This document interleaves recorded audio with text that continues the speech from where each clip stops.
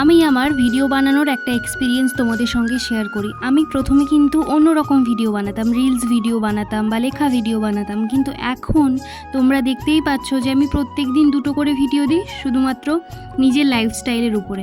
আসলে আমি সেই ভিডিওগুলো বানাতাম, আমার ভালো লাগতো না সেই ভিডিওগুলো, নিজের ভিডিও নিজেরই ভালো লাগতো না, কিন্তু এখন আমার ভিডিওগুলো নিজেরই খুব ভালো লাগে, কারণ আমি নিজে এই জিনিসগুলো বানাতে চাই।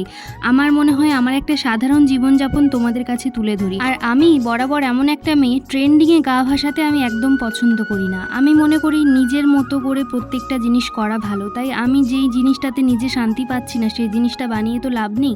বিশ্বাস করো, যবে থেকে নিজের ভয়েসে ভিডিও বানাতে আরম্ভ করেছি, কি যে শান্তি তোমাদেরকে বলে বোঝাতে পারবো না।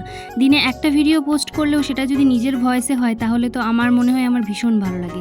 ওই যে বলে নিজের খুশি সবার আগে প্রয়োজন, তো ওইটাই আর কি আমার লাইফের রুল এখন, যে আমি যেটা ভালোবাসি সেটাই করবো। আর তোমাদেরকেও বলছি, ট্রেন্ডিংয়ে গানা ভাসিয়ে নিজে যেটা ভালোবাসো সেটাই করো, কারণ জীবন একটাই।